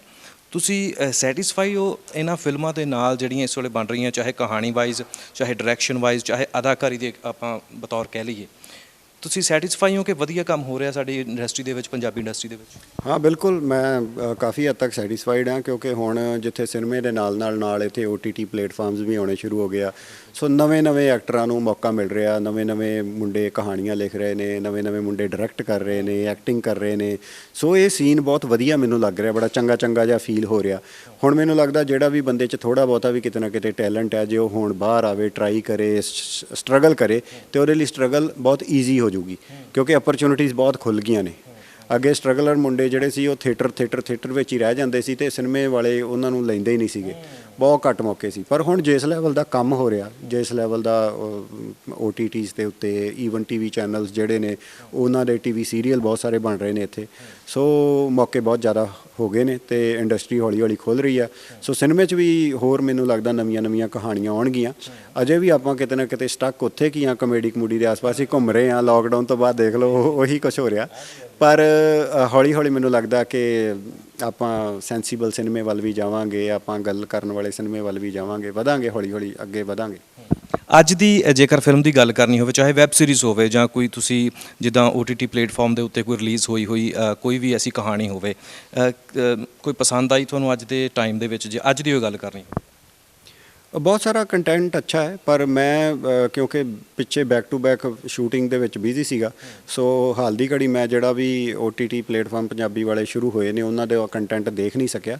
ਪਰ ਮੈਨੂੰ ਫੀਡਬੈਕ ਚੰਗੀ ਮਿਲੀ ਆ। ਹੁਣ ਮੈਂ ਥੋੜ੍ਹਾ ਜਿਹਾ ਰੁਝੇਵਿਆਂ 'ਚੋਂ ਨਿਕਲਿਆ, ਤੇ ਹੁਣ ਮੈਂ ਜ਼ਰੂਰ ਉਹ ਸਾਰਾ ਕੰਟੈਂਟ ਦੇਖੂੰਗਾ ਜਿਹੜੀਆਂ ਨਵੀਆਂ ਪੰਜਾਬੀ ਫਿਲਮਾਂ OTTs ਦੇ ਉੱਪਰ ਪਈਆਂ ਨੇ। ਸਿਨੇਮੇ ਵਾਲੀਆਂ ਤਾਂ ਮੈਂ ਜਾ ਕੇ ਦੇਖ ਹੀ ਲਈਆਂ, ਸਿਨੇਮੇ ਵਾਲੀਆਂ ਤਾਂ ਮਤਲਬ ਤੁਸੀਂ ਐਂਟਰਟੇਨਮੈਂਟ ਲਈ ਜਾਂਦੇ ਹੋ ਤੇ ਦੇਖ ਲੈਂਦੇ ਹੋ। ਸੋ ਇਹ ਹੈ ਕਿ ਬਾਕੀ ਹਾਂ ਇੱਕ ਦੋ ਫਿਲਮਾਂ ਜਿੱਦਾਂ ਨੈਟਫਲਿਕਸ ਦੇ ਉੱਪਰ ਇੱਕ ਫਿਲਮ ਪਈ ਹੈ ਪੰਜਾਬੀ ਦੀ, ਇੱਕ ਟਰੱਕ ਡਰਾਈਵਰ ਦੀ ਜਰਨੀ ਸੀਗੀ। ਸੋ ਇੱਦਾਂ ਹੀ ਹੋਰ ਕੁਝ ਕੰਟੈਂਟ ਜਿਹੜਾ ਸਿਰਫ ਉੱਥੇ ਹੀ ਪਿਆ ਵਾ OTT ਦੇ ਉੱਪਰ, ਉਹ ਮੈਂ ਦੇਖਿਆ, ਐਕਸਕਲੂਸਿਵ ਕੰਟੈਂਟ ਵੀ ਦੇਖਿਆ। ਅਤੇ ਚੰਗਾ ਹੈ ਕਿ ਆਪਣੀ ਜਿਹੜੀ ਮਾਂ ਬੋਲੀ ਹੈ, ਲੈਂਗੁਏਜ ਹੈ, ਉਹਦੇ ਵਿੱਚ ਕੰਟੈਂਟ ਬਣ ਰਿਹਾ ਅਤੇ ਨੈਟਫਲਿਕਸ, ਐਮਾਜ਼ੋਨ ਵਰਗੇ ਚੈਨਲਾਂ 'ਤੇ ਐਜ਼ ਏ ਓਰੀਜਨਲ ਰਿਲੀਜ਼ ਹੋ ਰਿਹਾ। ਸੋ ਉਹ ਬਹੁਤ ਵਧੀਆ ਗੱਲ ਹੈ ਅਤੇ ਮੈਨੂੰ ਉਮੀਦ ਐਂਡ ਪੂਰਾ ਭਰੋਸਾ ਹੈ ਕਿ ਆਪਣਾ ਬਹੁਤ ਅੱਗੇ ਜਾਏਗਾ ਪੰਜਾਬੀ ਸਿਨੇਮਾ, ਪੰਜਾਬੀ ਦੇ OTT ਚੈਨਲਸ। ਬਿਲਕੁਲ ਜੀ ਬਿਲਕੁਲ। ਤੇ ਸਾਨੂੰ ਬਾਲੀਵੁੱਡ ਦਾ ਖਹਿੜਾ ਛੱਡ ਕੇ ਸਾਡੇ ਜਿਹੜੇ ਕਾਫੀ ਵੱਡੇ ਜਿਹੜੇ ਸਟਾਰ ਹੈਗੇ ਨੇ ਉਧਰ ਨੂੰ ਭੱਜਦੇ ਆ ਆਪਾਂ ਬਹੁਤ ਵਾਰ, ਪਰ ਇੱਥੇ ਹੀ ਆਪਾਂ ਕਹਿੰਦੇ ਹਾਂ ਕਿ ਸਾਰਾ ਕੁਝ ਪੈਦਾ ਹੋਵੇ, ਤੁਸੀਂ ਇੱਥੇ ਹੀ ਕੰਮ ਕਰੋ ਤਾਂ ਕਿ ਤੁਹਾਨੂੰ ਕੋਈ ਨਮੋਸ਼ੀ ਨਾ ਝੱਲਣੀ ਪਵੇ। ਸੋ ਇਹ ਇਸ ਤਰ੍ਹਾਂ ਦਾ ਪਲੇਟਫਾਰਮ ਸਾਡਾ ਹੀ ਤਿਆਰ ਹੋਣਾ ਚਾਹੀਦਾ। ਬੜੀ ਵਧੀਆ ਗੱਲ ਕੀਤੀ ਹੈ ਭਾਜੀ। ਤੁਸੀਂ ਕਿਹਾ ਕਿ ਮੈਂ ਰੁਝੇਵਿਆਂ ਦੇ ਵਿੱਚ ਬਿਜ਼ੀ ਸੀ, ਸ਼ੂਟਿੰਗ ਚੱਲ ਰਹੀ ਸੀ। ਸਾਡੇ ਦਰਸ਼ਕਾਂ ਨੂੰ ਦੱਸਣਾ ਚਾਹੋਗੇ ਕਿਹੜੇ ਤੁਹਾਡੇ ਅਪਕਮਿੰਗ ਪ੍ਰੋਜੈਕਟ ਹੈਗੇ ਆ, ਕੀ ਆ ਰਿਹਾ? ਸੋ ਜੇਕਰ ਦੱਸ ਸਕੋ ਤਾਂ। ਹਾਂ ਬਿਲਕੁਲ ਦਲਜੀਤ, ਮੇਰੀਆਂ ਇਸ ਵੇਲੇ 4 ਫਿਲਮਾਂ ਤਾਂ ਬਤੌਰ ਮੁੱਖ ਕਲਾਕਾਰ ਦੇ ਤੌਰ 'ਤੇ ਰੈਡੀ ਪਈਆਂ ਨੇ, ਜਿਹੜੀਆਂ ਕੰਪਲੀਟ ਹੋ ਗਈਆਂ ਨੇ। ਸੋ ਜਿਨ੍ਹਾਂ 'ਚ ਗੁਰਮੁਖ ਹੈ ਇੱਕ, ਸੋ ਇੱਕ ਜਮਰੌਦ ਫਿਲਮ ਹੈ ਜਿਹੜੀ ਕਿ ਫਾਦਰ ਸਨ ਦੀ ਰਿਲੇਸ਼ਨਸ਼ਿਪ ਦੇ ਉੱਪਰ ਹੈ। ਮੈਂ ਅਤੇ ਸੋਹੀ ਸਾਹਿਬ ਉਹਦੇ ਵਿੱਚ ਮਤਲਬ ਮੇਨ ਕਿਰਦਾਰ ਕਰ ਰਹੇ ਨੇ। ਸੋ ਇੱਕ PDC ਮੋਸ਼ਨ ਪਿਕਚਰ ਨੇ ਫਿਲਮ ਬਣਾਈ ਆ ਰੀਸੈਂਟਲੀ, ਬਾਗੀ ਦੀ ਧੀ। ਸੋ ਉਹ ਬਹੁਤ ਵਧੀਆ ਪੀਰੀਅਡ ਫਿਲਮ ਬਣੀ ਆ, ਅੱਜ ਤੋਂ 100 ਸਾਲ ਪਹਿਲਾਂ 1917-18 ਦਾ ਜਿਹੜਾ ਟਾਈਮ ਸੀਗਾ ਜਦੋਂ ਗਦਰੀ ਲੜ ਰਹੇ ਸੀ ਗੋਰਿਆਂ ਦੇ ਨਾਲ। ਸੋ ਉਸ ਟਾਈਮ ਦੀ ਇੱਕ ਕਹਾਣੀ ਹੈ। ਸੋ ਬਹੁਤ ਸੋਹਣੀ, ਹੁਣੇ ਰੀਸੈਂਟਲੀ ਉਹਦਾ ਸ਼ੂਟ ਕੰਪਲੀਟ ਹੋਇਆ। ਸੋ ਇੱਕ ਫਿਲਮ ਕਹਿ ਲਓ ਜਾਂ OTT ਦੇ ਲਈ ਬਣਾਈ ਹੋਈ ਇੱਕ ਪ੍ਰੋਜੈਕਟ ਹੈ ਜਤਿੰਦਰ ਮੌਰ ਹੋਣਾ ਦਾ, ਹਰੀਕੇ ਉਹਦਾ ਨਾਂ ਹੈ। ਸੋ ਇਹ 4 ਪ੍ਰੋਜੈਕਟ ਨੇ ਜਿਹੜੇ ਮੈਂ ਬਤੌਰ ਮੁੱਖ ਕਲਾਕਾਰ ਕਹਿ ਲਓ ਜਾਂ ਮਤਲਬ ਮੈਂ ਨਿਭਾਉਣਾ ਤਾਂ ਕੋਈ ਨਾ ਕੋਈ ਕਿਰਦਾਰ ਹੀ ਆ। ਮੈਂ ਆਪਣੇ ਆਪ ਨੂੰ ਕਦੀ ਵੀ ਨਹੀਂ ਕਹਿੰਦਾ ਜੀ ਮੈਂ ਹੀਰੋ ਹਾਂ ਜਾਂ ਇੱਦਾਂ ਉੱਦਾਂ ਨਹੀਂ। ਮੇਰੀਆਂ ਫਿਲਮਾਂ ਦੇ ਵਿੱਚ ਮੇਰਾ ਕਿਰਦਾਰ ਹੀ ਹੁੰਦਾ, ਚਾਹੇ ਉਹ ਸੈਂਟਰਲ ਕਰੈਕਟਰ ਹੋ ਜਾਏ, ਚਾਹੇ ਯੈਸ। ਇਹ 4 ਫਿਲਮਾਂ 'ਚ ਦੇਖੋਗੇ ਤੁਹਾਨੂੰ ਕਿਤੇ ਵੀ ਅਲੱਗ-ਅਲੱਗ ਰੂਪ ਹੀ ਦਿਖਣਗੇ, ਟੋਟਲੀ ਡਿਫਰੈਂਟ ਬੰਦਾ ਦਿਖੂਗਾ ਤੁਹਾਨੂੰ। ਦਿਖੂਗਾ ਹੀ ਨਹੀਂ ਵੀ ਇਹ ਕੁਲਜਿੰਦਰ ਸਿੱਧੂ ਆ। ਮਤਲਬ ਜਿਹਨੇ ਇੱਕ ਚੀਜ਼ ਦੇਖ ਲਈ ਉਹ ਦੂਜੀ ਨਹੀਂ ਬਿਲੀਵ ਕਰੂਗਾ, ਅੱਛਾ ਯਾਰ ਇਹ ਵੀ ਉਹੀ ਬੰਦਾ। ਸੋ ਮਤਲਬ ਵਿਦ ਵਾਹਿਗੁਰੂ ਦੀ ਕਿਰਪਾ ਨਾਲ ਸੋਹਣਾ ਕੰਮ ਹੋਇਆ। ਸੋ ਇਸ ਤੋਂ ਇਲਾਵਾ ਕੁਝ ਹੋਰ ਫਿਲਮਾਂ ਸੀ ਜਿਹੜੀਆਂ ਮੈਂ ਲੋਕਡਾਊਨ ਤੋਂ ਪਹਿਲਾਂ ਕੰਪਲੀਟ ਕੀਤੀਆਂ ਹੋਈਆਂ ਸੀਗੀਆਂ, ਜਿਨ੍ਹਾਂ 'ਚ ਮੈਂ ਬਤੌਰ ਕੁਝ ਵਿਲਨ ਦੇ ਤੌਰ 'ਤੇ ਵੀ ਕੀਤੀਆਂ ਹੋਈਆਂ ਨੇ। ਸੋ 2-3 ਫਿਲਮਾਂ ਉਹ ਵੀ ਨੇ। ਸੋ ਟੋਟਲ ਮਿਲਾ ਕੇ ਮੈਨੂੰ ਲੱਗਦਾ 7 ਪ੍ਰੋਜੈਕਟ ਨੇ ਜਿਹੜੇ ਮੇਰੇ ਇਸ ਵੇਲੇ ਟੂ ਬੀ ਰਿਲੀਜ਼ਡ ਨੇ, ਜਿਹੜੇ ਹੋਣੇ ਨੇ ਰਿਲੀਜ਼ ਅਜੇ। ਸੋ 22 ਦੇ ਵਿੱਚ ਆਪਾਂ ਆਸ ਕਰੀਏ ਕਿ ਉਹ ਸਾਰੇ ਹੌਲੀ-ਹੌਲੀ ਮੈਨੂੰ ਲੱਗਦਾ 21 ਦੇ ਹੀ ਐਂਡ ਤੋਂ ਸ਼ੁਰੂ ਹੋ ਜਾਣਗੇ ਸ਼ਾਇਦ, ਦਸੰਬਰ ਜਾਂ ਅਸੀਂ ਪਹਿਲਾਂ ਟਾਰਗੇਟ ਕਰ ਰਹੇ ਸੀਗੇ ਕਿ ਜਿਹੜੀ ਗੁਰਮੁਖ ਹੈ ਉਹਨੂੰ ਗੁਰੂ ਨਾਨਕ ਸਾਹਿਬ ਦੇ ਗੁਰਪੁਰਬ ਦੇ ਦਿਨਾਂ ਦੇ ਵਿੱਚ ਲਾਗੇ ਛਾਗੇ ਰਿਲੀਜ਼ ਕਰੀਏ। ਸੋ ਉਹਦੇ 'ਤੇ ਕਾਫੀ ਕੰਮ ਰੈਡੀ ਪਈ ਹੈ। ਸੋ ਬਾਕੀ ਪ੍ਰੋਡਿਊਸਰਾਂ 'ਤੇ ਡਿਪੈਂਡ ਕਰਦਾ ਹੁੰਦਾ। ਸੋ ਮੇਰੀ ਤਾਂ ਇੱਛਾ ਸੀਗੀ ਕਿ ਆਪਾਂ ਇਹਨੂੰ ਜਲਦੀ ਕਰੀਏ। ਰੈਡੀ ਪਈਆਂ ਨੇ 4 ਪ੍ਰੋਜੈਕਟ, ਇੱਕ ਛੱਡ ਕੇ ਆ ਜਿਹੜੀ PTC ਵਾਲੀ ਉਹ ਜਸਟ ਹੁਣੇ ਕੰਪਲੀਟ ਹੋਈ ਆ। ਬਾਕੀ 3 ਪ੍ਰੋਜੈਕਟ ਜਿਹੜੇ ਨੇ ਉਹ ਬਿਲਕੁਲ ਰੈਡੀ। ਸੋ ਭਾਜੀ ਮੋਰਚਾ ਵੀ ਚੱਲ ਰਿਹਾ, 11-12 ਮਹੀਨੇ ਹੋ ਗਏ ਕਿਸਾਨੀ ਮੋਰਚਾ ਚੱਲਦਿਆਂ ਨੂੰ। ਤੁਹਾਡਾ ਬੜਾ ਯੋਗਦਾਨ ਉਹਦੇ ਵਿੱਚ ਰਿਹਾ, ਤੁਸੀਂ ਜਾ ਕੇ ਉੱਥੇ ਬੋਲਦੇ ਵੀ ਰਹੇ ਹੋ, ਤੁਹਾਡੇ ਦੇਖੇ ਵੀ ਗਏ ਕਈ ਪ੍ਰੋਗਰਾਮਸ, ਕਈ ਇੰਟਰਵਿਊਜ਼ ਦੇਖੀਆਂ ਗਈਆਂ। ਤੁਸੀਂ ਕਿਸਾਨਾਂ ਦੇ ਹੱਕ ਦੇ ਵਿੱਚ ਹਾਂ ਦਾ ਨਾਰਾ ਮਾਰਿਆ ਹੈਗਾ। ਕਿਵੇਂ ਵੇਖਦੇ ਹੋ ਇਸ ਵੇਲੇ ਕਿਸਾਨੀ ਮੋਰਚੇ ਨੂੰ? ਕਿਉਂਕਿ ਟਾਈਮ ਲੰਬਾ ਹੋਈ ਜਾਂਦਾ, BJP ਗਵਰਨਮੈਂਟ ਜਿਹੜੀ ਉਹ ਮੰਨਣ ਦਾ ਨਾਮ ਨਹੀਂ ਲੈ ਰਹੀ। ਕਿਸਾਨ ਮੌਤ ਦੇ ਵੱਲ ਨੂੰ ਜਾ ਰਹੇ ਨੇ, ਬਹੁਤ ਸਾਰੇ ਸ਼ਹੀਦ ਹੋ ਗਏ। ਅਤੇ ਅੱਜ ਦੇ ਮਾਹੌਲ ਨੂੰ ਕਿਵੇਂ ਦੇਖਦੇ ਹੋ ਤੁਸੀਂ? ਬੜੀ ਇਹ ਵੈਸੇ ਤਰਾਸਦੀ ਵਾਲੀ ਗੱਲ ਹੈ ਕਿ ਸਰਕਾਰਾਂ ਜਿਨ੍ਹਾਂ ਦਾ ਕਿ ਕੰਮ ਹੁੰਦਾ ਹੈ ਕਿ ਆਪਣੇ ਲੋਕਾਂ ਦਾ ਧਿਆਨ ਰੱਖਣਾ, ਆਪਣੇ ਲੋਕਾਂ ਦੇ ਲਈ ਹੀ ਹੁੰਦੀਆਂ ਨੇ ਸਰਕਾਰਾਂ, ਹੈ ਨਾ, ਫਾਰ ਦਾ ਪੀਪਲ, ਹੈ ਨਾ, ਮਤਲਬ ਕੌਨਸਟੀਟਿਊਸ਼ਨ ਤਾਂ ਇਹ ਕਹਿੰਦਾ। ਅਤੇ ਪਰ ਸਰਕਾਰ ਜਿਹੜੀ ਆ ਉਹ ਟੋਟਲ ਫਿਰਕਾ ਪ੍ਰਸਤ ਸਰਕਾਰ ਹੈ। ਆਪਾਂ ਨੂੰ ਪਤਾ ਉਹ ਸਿਰਫ ਇੱਕ ਫਿਰਕੇ ਨੂੰ ਖੁਸ਼ ਕਰਕੇ ਇੱਕ ਸੱਤਾ ਚਾਹੀ ਆ, ਅਤੇ ਉਹਨੂੰ ਪਤਾ ਕਿ ਮੇਰਾ ਆਹ ਵੋਟਰ ਬੈਂਕ ਜਿਹੜਾ ਵੋਟ ਬੈਂਕ ਹੈ ਇਹ ਇੰਟੈਕਟ ਰਹਿਣਾ ਚਾਹੀਦਾ, ਬਾਕੀ ਮਰੀ ਮਰਾਈ ਜਾਣ, ਮੈਨੂੰ ਕੋਈ ਪਰਵਾਹ ਨਹੀਂ। ਸੋ ਉਹਨੇ ਉਹ ਬਿਲਕੁਲ ਜਿਹੜੀ ਆ ਜਿਹਨੂੰ ਕਹਿ ਲਓ ਨਿਰਦਲੀ ਸਰਕਾਰ ਹੈ, ਮਤਲਬ ਜਿਹਦੇ ਅੰਦਰ ਦਿਲ ਨਹੀਂ ਆ। ਸੋ ਇਹੋ ਜਿਹੇ ਉਹਨਾਂ ਨੇ ਕਰੂਰਤਾ ਵਾਲੇ ਕੰਮ ਕੀਤੇ ਨੇ ਕਿ ਤਕਰੀਬਨ 700 ਤੋਂ ਉੱਪਰ ਜਿਹੜੇ ਨੇ ਕਿਸਾਨ ਜਾਨਾਂ ਗਵਾ ਗਏ ਨੇ, ਅਤੇ ਅਜੇ ਤੱਕ ਸਰਕਾਰ ਦੇ ਕੰਨ 'ਤੇ ਜੂੰ ਨਹੀਂ ਸਰਕੀ। ਸੋ ਪਰ ਦਾਦ ਦੇਣੀ ਪਊਗੀ ਕਿਸਾਨਾਂ ਦੀ, ਕਿਸਾਨ ਲੀਡਰਾਂ ਦੀ, ਜਿਹੜੇ ਅਜੇ ਤੱਕ ਡਟੇ ਹੋਏ ਨੇ, ਮਤਲਬ ਪਿੱਛੇ ਨਹੀਂ ਹਟ ਰਹੇ। ਸੋ ਮੈਂ ਸ਼ੁਰੂ ਤੋਂ ਹੀ ਜਦੋਂ ਇਸ ਮੋਰਚੇ ਵਿੱਚ ਜੁੜਿਆ ਸੀ ਅਤੇ ਅਸੀਂ ਜਿਹੜਾ ਸਾਡਾ ਗਰੁੱਪ ਸੀ, ਅਸੀਂ ਇਹੀ ਸੋਚ ਕੇ ਜੁੜੇ ਸੀਗੇ ਕਿ ਕਿਸਾਨ ਜਥੇਬੰਦੀਆਂ ਜਿਹੜੀਆਂ ਨੇ ਉਹਨਾਂ ਨਾਲ ਇਹ ਸ਼ੁਰੂਆਤ ਕੀਤਾ ਹੋਇਆ ਮੋਰਚਾ, ਚਾਹੇ ਉਹਨਾਂ ਦੀ ਲੀਡਰਸ਼ਿਪ ਸਿੱਖ ਲੀਡਰਸ਼ਿਪ ਹੈ, ਚਾਹੇ ਉਹਨਾਂ ਦੀ ਲੀਡਰਸ਼ਿਪ ਕਾਮਰੇਡ ਲੀਡਰਸ਼ਿਪ, ਜਿਹੜੇ ਵੀ ਲੀਡਰ ਨੇ ਉਹਨਾਂ ਦੇ ਜਿਨ੍ਹਾਂ ਨੇ ਮੋਰਚਾ ਸ਼ੁਰੂ ਕੀਤਾ, ਅਸੀਂ ਬਿਨਾਂ ਕੋਈ ਆਈਡੀਓਲੋਜੀਕਲ ਡਿਫਰੈਂਸ ਸੀਗੇ ਸਾਡੇ, ਪਰ ਆਈਡੀਓਲੋਜੀਕਲ ਡਿਫਰੈਂਸਿਸ ਨੂੰ, ਆਪਣੀ ਵਿਚਾਰਧਾਰਾ ਨੂੰ ਸਾਈਡ 'ਤੇ ਰੱਖ ਕੇ ਇੱਕ ਕਾਮਨ ਮਿਨੀਮਮ ਪ੍ਰੋਗਰਾਮ ਮਾਈਂਡ 'ਚ ਰੱਖ ਕੇ ਆਏ ਸੀ ਉਹਨਾਂ ਦੇ ਨਾਲ ਵੀ ਤੁਸੀਂ ਜੋ ਵੀ ਕਰਨਾ ਲੀਡ ਕਰੋ, ਅਸੀਂ ਤੁਹਾਡੇ ਬਤੌਰ ਸਪੋਰਟਰ ਕੰਮ ਕਰਾਂਗੇ। ਅਸੀਂ ਚਾਹੇ ਐਕਟਰ ਹਾਂ, ਚਾਹੇ ਕੁਝ ਸਿੱਖ ਜਥੇਬੰਦੀਆਂ ਵੀ ਮੇਰੇ ਨਾਲ ਉਦੋਂ ਸੰਪਰਕ 'ਚ ਸੀਗੀਆਂ ਕਿ ਅਸੀਂ ਇਸ ਮਿਸ਼ਨ ਦੇ ਨਾਲ ਉਹਨਾਂ ਦੇ ਨਾਲ ਤੁਰੇ ਸੀ ਕਿ ਤੁਸੀਂ ਮੇਨ ਲੀਡ ਕਰੈਕਟਰ ਤੁਸੀਂ, ਅਸੀਂ ਸਪੋਰਟਿੰਗ ਕਾਸਟ ਹੈ। ਸੋ ਇਹ ਵਿਚਾਰਧਾਰਾ ਸੀ ਮੇਰੀ ਸ਼ੁਰੂ ਤੋਂ ਹੀ। ਪਰ ਉਹ ਵਿਚਾਰਧਾਰਾ ਚੱਲਦੇ ਚੱਲਦੇ ਬਹੁਤ ਸਾਰੀਆਂ ਜਗ੍ਹਾ ਦੇ ਉੱਤੇ ਮੈਂ ਅੱਗੇ ਜਾ ਕੇ ਦੇਖਿਆ ਕਿ ਮਤਲਬ ਚੌਧਰਾਂ ਦੀ ਭੁੱਖ ਤੇ ਲੜਾਈਆਂ ਆਪਸ ਵਿੱਚ ਤੇ ਕਾਮਰੇਡ ਵਰਸਸ ਸਿੱਖ ਹੋ ਗਿਆ, ਬਹੁਤ ਕੁਝ ਹੋਇਆ ਜਿਹੜਾ ਕਿ ਨਹੀਂ ਸੀ ਹੋਣਾ ਚਾਹੀਦਾ। ਸੋ ਕੁੱਲ ਮਿਲਾ ਕੇ ਬੜੇ ਟਵਿਸਟ ਟਰਨ ਦੇ ਵਿੱਚੋਂ ਲੰਘਦੀ ਹੋਈ ਜਿਹੜੀ ਇਹ ਸੰਘਰਸ਼ ਹੈ, ਇਹ ਜਿਹੜੀ ਮੂਵਮੈਂਟ ਹੈ, ਉਹ ਅਜੇ ਵੀ ਅਡਿੱਗ ਹੈ, ਅਜੇ ਵੀ ਡਟੇ ਹੋਏ ਨੇ। ਸੋ ਮੈਨੂੰ ਲੱਗਦਾ ਕਿ ਜਿਸ ਢੰਗ ਦੇ ਨਾਲ ਮਤਲਬ ਦ੍ਰਿੜਤਾ ਦੇ ਨਾਲ ਇੱਥੇ ਵੀ ਤੁਸੀਂ ਦੇਖਦੇ ਹੋ ਬਾਹਰ ਸੋਹਾਣਾ ਸਾਹਿਬ ਦੇ ਵਿੱਚ ਵੀ ਮਤਲਬ ਬਾਹਰ ਰੋਜ਼ ਮੋਰਚਾ ਲੱਗਦਾ, ਰੋਜ਼ 150-200 ਸਰੀਰ ਇਕੱਠੇ ਹੁੰਦੇ ਨੇ ਤੇ ਨਾਅਰੇਬਾਜ਼ੀ ਕਰਦੇ ਨੇ। ਇੱਦਾਂ ਦੇ ਬਹੁਤ ਸਾਰੇ 7-8 ਜਗ੍ਹਾ ਨੇ ਟਰਾਈ ਸਿਟੀ ਦੇ ਵਿੱਚ ਜਿੱਥੇ ਲੋਕ ਅਜੇ ਵੀ ਇਕੱਠੇ ਹੁੰਦੇ ਨੇ ਤੇ ਸ਼ਿੱਦਤ ਦੇ ਨਾਲ ਲੱਗੇ ਹੋਏ ਨੇ। ਸੋ ਜਿੱਥੇ ਮੋਦੀ ਆਪਣੀ ਜਿੱਤ ਤੇ ਅੜਿਆ ਹੋਇਆ, ਉੱਥੇ ਇਹ ਲੋਕ ਵੀ ਆਪਣੀ ਜਿੱਤ ਤੇ ਅੜੇ ਹੋਏ ਨੇ ਤੇ ਜਿੱਤ ਸੱਚ ਦੀ ਹੋਣੀ ਆ। ਸੋ ਮੈਨੂੰ ਪੂਰੀ ਉਮੀਦ ਹੈ ਤੇ ਮੈਂ ਪੂਰੀ ਸਪੋਰਟ ਦੇ ਵਿੱਚ ਹਾਂ ਅੱਜ ਦੀ ਡੇਟ 'ਚ ਵੀ। ਨੌਜਵਾਨਾਂ ਨੂੰ ਵੀ ਮੈਂ ਕਹਿਣਾ ਕਿ ਮੈਸੇਜ ਦੇ ਦਿਓ, ਕਿਉਂਕਿ ਦੇਖਿਆ ਗਿਆ ਵੀ ਹੁਣ ਦਿੱਲੀ ਦੇ ਵਿੱਚ ਬਹੁਤ ਘੱਟ ਨੌਜਵਾਨ ਦਿਖਾਈ ਦਿੰਦੇ ਨੇ। ਕੀ ਮੈਸੇਜ ਦੇਣਾ ਚਾਹੋਗੇ ਉਹਨਾਂ ਨੂੰ? ਬਿਲਕੁਲ, ਮੇਰੇ ਖਿਆਲ ਨਾਲ ਨੌਜਵਾਨਾਂ ਨੂੰ ਡਟ ਕੇ ਸਾਥ ਦੇਣਾ ਚਾਹੀਦਾ। ਹੁਣ ਉਹਨਾਂ ਦੀ ਜ਼ਿਆਦਾ ਲੋੜ ਹੈ। ਇੱਕ ਟਾਈਮ ਤਾਂ ਇਹ ਸੀਗਾ ਕਿ ਦੇਖਾ ਦੇਖੀ ਤੇ ਕਲਾਕਾਰ ਤੇ ਹਰ ਕੋਈ ਉਧਰ ਨੂੰ ਤੁਰਿਆ ਹੋਇਆ ਸੀਗਾ। ਮਤਲਬ ਉਹਨਾਂ ਨੇ ਤਾਂ ਕੁਛ ਇੱਕ ਲੀਡਰਾਂ ਨੇ ਤਾਂ ਇਹ ਵੀ ਕਿਹਾ ਕਿ ਫਲੈਸ਼ ਮੋਬ ਆਈ ਸੀਗੀ ਤੇ ਚੱਲ ਗਈ ਆ। ਸੋ ਮੈਨੂੰ ਲੱਗਦਾ ਉਹ ਮੌਕਾ ਨਾ ਦਈਏ ਆਪਾਂ, ਤੇ ਆਪਾਂ ਆਪਣੀ ਲੜਾਈ ਆ। ਇਹ ਕਿਸੇ ਆਗੂ ਦੀ ਲੜਾਈ ਨਹੀਂ ਆ ਵੀ ਕਿਸੇ ਫਲਾਣੇ ਕਿਸਾਨ ਜਥੇਬੰਦੀ ਦਾ ਕੋਈ ਚੌਧਰੀ ਬਣ ਜਾਊਗਾ ਇਸ ਦੇ ਵਿੱਚੋਂ, ਨਹੀਂ। ਇਹ ਸਾਰਿਆਂ ਦੀ ਲੜਾਈ ਆ। ਇਹ ਮਤਲਬ ਬਿੱਲ ਹਰ ਹਾਲਤ ਵਿੱਚ ਰੱਦ ਹੋਣੇ ਚਾਹੀਦੇ ਆ। ਤੇ ਜਦੋਂ ਵੀ ਜਿਹੜੇ ਵੀ ਸਰੀਰ ਦਾ ਜਦੋਂ ਵੀ ਮੌਕਾ ਮਿਲਦਾ ਉਹ ਦਿੱਲੀ ਜਾਵੇ, ਜਿੱਥੇ ਵੀ ਭਾਗ ਲੈਂਦਾ, ਜਿੱਥੇ ਜਿੱਦਾਂ ਇੱਥੇ ਹੀ ਆ ਮੈਂ, ਜਦੋਂ ਵੀ ਮੈਨੂੰ ਮੌਕਾ ਮਿਲੇ ਮੈਂ ਇੱਥੇ ਇਹਨਾਂ ਦੇ ਮੋਰਚੇ 'ਚ ਸ਼ਾਮਲ ਹੋ ਜਾਣਾ, ਚੁੱਪਚਾਪ ਜਾ ਕੇ ਖੜ੍ਹ ਜਾਈਦਾ ਉਹਨਾਂ ਦੇ ਨਾਲ ਸੋਲੀਡੈਰਿਟੀ 'ਚ। ਜਦੋਂ ਵੀ ਇੱਥੇ ਕੋਈ ਈਵੈਂਟ ਹੁੰਦੀ ਹੈ ਸੋਹਾਣਾ ਸਾਹਿਬ, ਮੇਰੀ ਪੂਰੀ ਕੋਸ਼ਿਸ਼ ਹੁੰਦੀ ਜੇ ਮੈਂ ਇੱਥੇ ਹੋਵਾਂ ਤੇ ਮੈਂ ਜਾਣਾ। ਸੋ ਇਸੇ ਤਰੀਕੇ ਦੇ ਨਾਲ ਤੁਸੀਂ ਜਿੱਥੇ ਵੀ ਉਹ ਨੇੜੇ ਤੇੜੇ ਜਿੱਥੇ ਵੀ ਜਾ ਸਕਦੇ ਹੋ, ਕਿਸੇ ਨਾ ਕਿਸੇ ਰੂਪ ਦੇ ਵਿੱਚ ਆਪਣੀ ਹਾਜ਼ਰੀ ਲਵਾਉਂਦੇ ਰਹੋ, ਸੋਸ਼ਲ ਮੀਡੀਆ ਤੇ ਪਾਉਂਦੇ ਰਹੋ। ਕਿਸੇ ਨਾ ਕਿਸੇ ਤਰੀਕੇ ਦੇ ਨਾਲ ਆਪਾਂ ਜਿਹੜੀ ਇਹ ਮੂਵਮੈਂਟ ਹੈ, ਇਹ ਸਾਰਿਆਂ ਦੀ ਮੂਵਮੈਂਟ, ਇਹਨੂੰ ਮਰਨ ਨਾ ਦਈਏ ਤੇ ਇਹਨੂੰ ਜਿੰਦਾ ਰੱਖੀਏ, ਫਿਰ ਹੀ ਇਹ ਲੜਾਈ ਜਿੱਤਾਂਗੇ। ਬਿਲਕੁਲ ਦੋਸਤੋ, ਕਿਸਾਨੀ ਸੰਘਰਸ਼ ਸਾਡਾ ਇਕੱਲਿਆਂ ਦਾ ਨਹੀਂ, ਸਾਰਿਆਂ ਦਾ ਹੈ। ਸੋ ਇਹਦੇ ਵਿੱਚ ਵੱਧ ਚੜ੍ਹ ਕੇ ਆਪਣਾ ਯੋਗਦਾਨ ਪਾਓ। ਜਿੰਨੇ ਵੀ ਮਨਮੁਟਾਵ ਹੈਗੇ ਉਹ ਹੁੰਦੇ ਰਹਿਣਗੇ, ਪਰ ਸਭ ਤੋਂ ਪਹਿਲਾਂ ਜ਼ਰੂਰੀ ਹੈ ਕਿ ਆਪਾਂ ਇਹਨੂੰ ਜਿੱਤੀਏ। ਸੋ ਦੋਸਤੋ, ਇੱਕ ਹੋਰ ਗੱਲ, ਇੰਟਰਵਿਊ ਸ਼ੁਰੂ ਹੋਣ ਤੋਂ ਪਹਿਲਾਂ ਭਾਜੀ ਹੋਰੀ ਮੈਨੂੰ ਦੇਖ ਕੇ ਕਹਿੰਦੇ ਵੀ ਬੜਾ weight gain ਕਰ ਲਿਆ।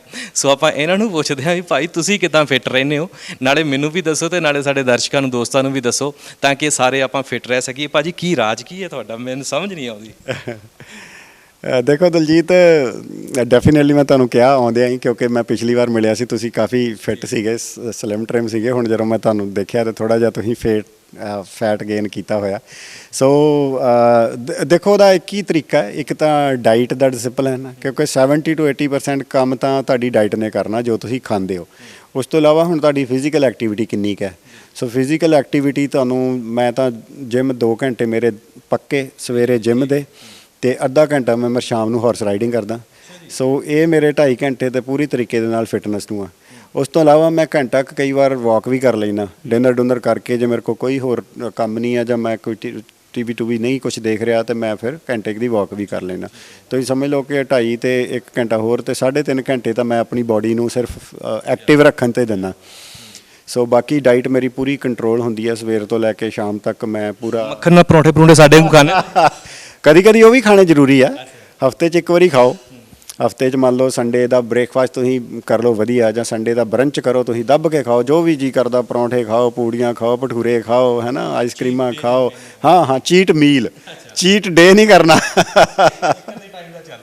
ਹਾਂ, ਇਹ ਵੀ ਬੜੀ ਲੋਕੀ ਗਲਤੀ ਕਰਦੇ ਨੇ। ਚੀਟ ਡੇ ਆ, ਚੀਟ ਦੇ ਮਤਲਬ ਬ੍ਰੇਕਫਾਸਟ ਵੀ, ਲੰਚ ਵੀ, ਡਿਨਰ ਵੀ, ਉਹ ਫਿਰ ਗੜਬੜ ਹੋ ਜਾਂਦੀ। ਚੀਟ ਮੀਲ ਹੈ, ਇੱਕ ਚੀਟ ਮੀਲ ਦੱਬ ਕੇ ਸਾਰੀਆਂ ਜੋ ਤੁਹਾਡੀ ਕ੍ਰੇਵਿੰਗ ਜਿਹੜੀ ਚੀਜ਼ ਦੀ ਹੋ ਰਹੀ ਉਹ ਖਾਓ। ਜਲੇਬੀਆਂ ਖਾਓ। ਮੈਂ ਹੁਣ ਕੱਲ ਮੇਰਾ ਸੰਡੇ ਨੂੰ ਆ ਜਿਹੜਾ ਸੀਗਾ ਪਿਛਲੇ ਲੰਘਿਆ, ਉਹ ਚੀਟ ਮੀਲ ਕੀਤਾ ਮੈਂ, ਜਲੇਬੀਆਂ ਉਹ ਸਾਰਾ ਕੁਝ ਖਾਧਾ।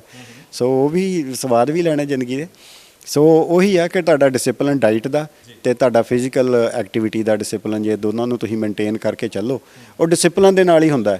ਜੇ ਤੁਸੀਂ ਮੈਂ ਹੁਣ ਕਹਿਤਾ ਤੁਸੀਂ ਥੋੜ੍ਹੀ ਦੇਰ ਲਈ ਮੋਟੀਵੇਟ ਹੋ ਕੇ ਹਫ਼ਤਾ ਤੱਕ ਜਾਓਗੇ, ਪਰ ਜੇ ਤੁਹਾਡੇ ਉਹ ਡਿਸਿਪਲਿਨ 'ਚ ਨਹੀਂ ਆਈ ਚੀਜ਼, ਤੁਹਾਡੀ ਰੂਟੀਨ ਨਹੀਂ ਬਣੀ, ਫਿਰ ਉਹ ਤੁਸੀਂ ਮੇਨਟੇਨ ਨਹੀਂ ਕਰ ਪਾਓਗੇ। ਸੋ ਮੈਂ ਪਿਛਲੇ ਤਕਰੀਬਨ ਯੋਧਾ ਤੋਂ ਮੈਂ ਇਹ ਫਿਟਨੈਸ ਦੇ ਵਿੱਚ ਆਇਆ ਸੀਗਾ, ਕਿਉਂਕਿ ਸਾਡਾ ਹੱਕ 'ਚ ਮੈਂ ਨਾਰਮਲ ਜੀ ਮੇਰੀ ਬੋਡੀ ਸੀ, ਮੈਂ ਜਿਮ ਉਦੋਂ ਵੀ ਜਾਂਦਾ ਸੀ ਰੂਟੀਨ ਦੇ ਵਿੱਚ, ਪਰ ਯੋਧਾ 'ਚ ਜਦੋਂ ਮੈਂ ਟਰਾਂਸਫਰਮੇਸ਼ਨ ਕੀਤੀ ਤੇ ਉਸ ਤੋਂ ਬਾਅਦ ਤਾਂ ਮੈਂ ਲਗਾਤਾਰ ਹੀ ਜਿਮ ਜਾ ਰਿਹਾ, ਤਾਂ ਮੇਰਾ weight ਜਿਹੜਾ ਵਾ 75 78 ਦੇ ਵਿੱਚ ਹੀ ਰਹਿੰਦਾ, ਕਦੀ ਇਹ ਤੋਂ ਵੇਰੀ ਕੀਤਾ ਹੀ ਨਹੀਂ। ਸੋ ਇਹ ਸਿਰਫ ਡਿਸਪਲਿਨ ਕਰਕੇ ਆ।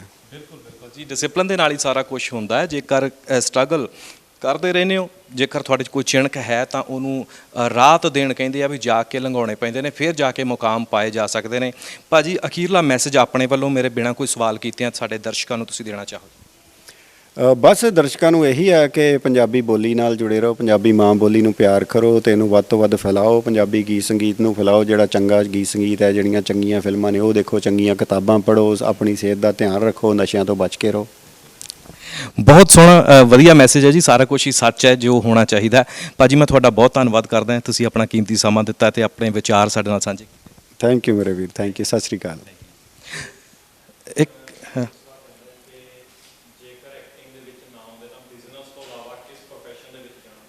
ਆਪਾਂ ਵਿੱਚ ਪਾ ਲਾਂਗੇ ਫਿਰ, ਹੈ ਨਾ?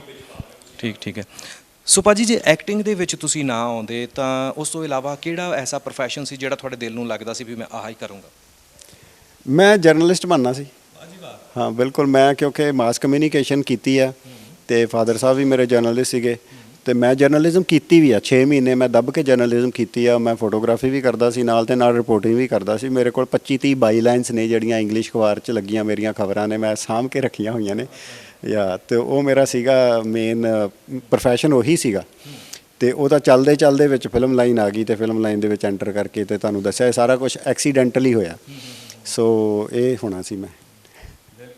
ਸੋ ਸਾਡੇ ਵਰਗੇ ਜਰਨਲਿਸਟ ਜਿਹੜੇ ਹੈਗੇ, ਮੇਰਾ ਮਤਲਬ ਵੀ ਉਹਨਾਂ ਨੂੰ ਵੀ ਆਸ ਨਹੀਂ ਛੱਡਣੀ ਚਾਹੀਦੀ, ਬਣ ਸਕਦਾ ਸਾਡਾ ਕੁਝ। ਬਿਲਕੁਲ ਤੁਸੀਂ ਬਣੇ ਹੋਏ, ਹੋਰ ਕੀ ਬਣਨਾ ਦੱਸੋ। ਭਾਜੀ ਤੁਹਾਡੀਆਂ ਦੁਆਵਾਂ ਨੇ ਤੇ ਬਹੁਤ ਧੰਨਵਾਦ। ਤਾਜ਼ਾ ਖਬਰਾਂ ਤੇ ਨਵੀਆਂ ਜਾਣਕਾਰੀ ਭਰਪੂਰ ਵੀਡੀਓਜ਼ ਵੇਖਣ ਲਈ ਸਬਸਕ੍ਰਾਈਬ ਕਰੋ ਸਾਡਾ YouTube channel pride Punjab TV ਤੇ ਸਾਡਾ Facebook page pride Punjab TV ਨੂੰ ਫੋਲੋ ਜ਼ਰੂਰ ਕਰੋ ਤੇ ਨਾਲ ਹੀ ਨਾਲ ਇਸ ਨੂੰ ਲਾਈਕ ਵੀ ਕਰ ਲਵੋ।